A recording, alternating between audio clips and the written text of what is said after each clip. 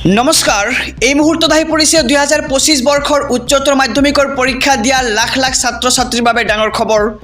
এইবাৰ কিমান শতাংশ নম্বৰ পালে অসম চৰকাৰে উচ্চতৰ মাধ্যমিক উত্তীৰ্ণ ছাত্ৰ ছাত্ৰীসকলক প্ৰদান কৰিব স্কুটি 60%, 75% নে 80%? লগতে ল'ৰাৰ পাৰ্চেণ্টেজ কিমান আৰু ছোৱালীৰ পাৰ্চেণ্টেজ কিমান?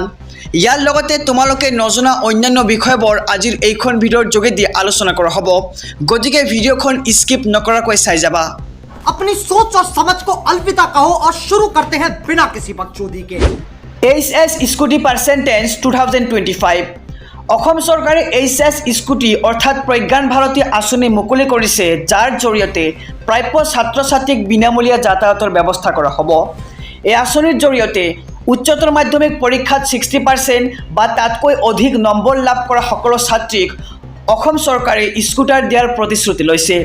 লগতে প্ৰজ্ঞান ভাৰতী আঁচনিয়ে ল'ৰাৰ বাবেও স্কুটি প্ৰদানৰ সিদ্ধান্ত লৈছে, কিন্তু ছোৱালীতকৈ ল'ৰাসকলে বেছি নম্বৰ পালেহে এই আঁচনিৰ সুবিধা পাব। যিসকল ল'ৰাই উচ্চতৰ মাধ্যমিক পৰীক্ষাত কমেও 75% লাভ কৰিব, সেই ল'ৰাবোৰকহে চৰকাৰে স্কুটি প্ৰদান কৰিব। য'ত ছোৱালীসকল কেৱল ফাৰ্ষ্ট ডিভিজন মাৰ্ক অৰ্থাৎ 60% পালেই স্কুটি লাভ কৰিব আৰু ল'ৰাসকলে 75% পালেহে স্কুটি লাভ কৰিব। এতিয়া কথা হ'ল যে এইবাৰ হায়াৰ ছেকেণ্ডেৰী পৰীক্ষাত উত্তীৰ্ণ হোৱা ছাত্ৰ ছাত্ৰীক কিমান শতাংশ নম্বৰ পালে অসম চৰকাৰে স্কুটি প্ৰদান কৰিব।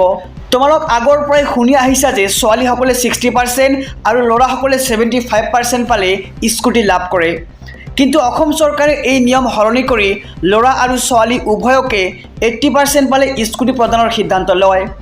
কিন্তু এই নিয়ম এতিয়ালৈকে সম্পূৰ্ণভাৱে কাৰ্যকৰী হৈ উঠা নাই। তোমালোকে যদি গুগলত গৈ চাৰ্চ কৰা তেন্তে চাবলৈ পাবা যে সেই আগৰ নিয়মেই আছে, অৰ্থাৎ ছোৱালীয়ে 60% আৰু ল'ৰাই 75% পালে স্কুটি লাভ কৰিব। চৰকাৰে ঘোষণা কৰাৰ পিছতো এতিয়ালৈকে কোনো ৱেবছাইটত 80%ৰ কথা উল্লেখ কৰা নাই। আনকি অসম উচ্চতৰ মাধ্যমিক শিক্ষা সংসদৰ অফিচিয়েল ৱেবছাইটতো কোনো নতুন আপডেট অহা নাই। এতিয়া কথা হ'ল যে চৰকাৰে কৰা ঘোষণা কি সম্পূৰ্ণ মিছা আছিল নে ছাত্ৰ ছাত্ৰীয়ে পঢ়া শুনাৰ প্ৰতি আৰু সজাগ হ'বলৈ এই ঘোষণা কৰা হৈছিল, নে 80% কৰি চৰকাৰে স্কুটি প্ৰদান বন্ধ কৰিব বিচাৰিছে? এই সকলোবোৰ প্ৰশ্নৰ উত্তৰ তোমালোক ৰিজাল্ট ঘোষণাৰ পিছত লাভ কৰিবা। গতিকে চেনেলটো ছাবস্ক্ৰাইব কৰি ৰাখা, মই তোমালোকক খবৰ আহিলেই জনাই দিম। এতিয়া জনাম যে স্কুটি লাভৰ বাবে কেনেকৈ আবেদন কৰিব লাগিব আৰু কি কি নথি পত্ৰৰ প্ৰয়োজন হ'ব।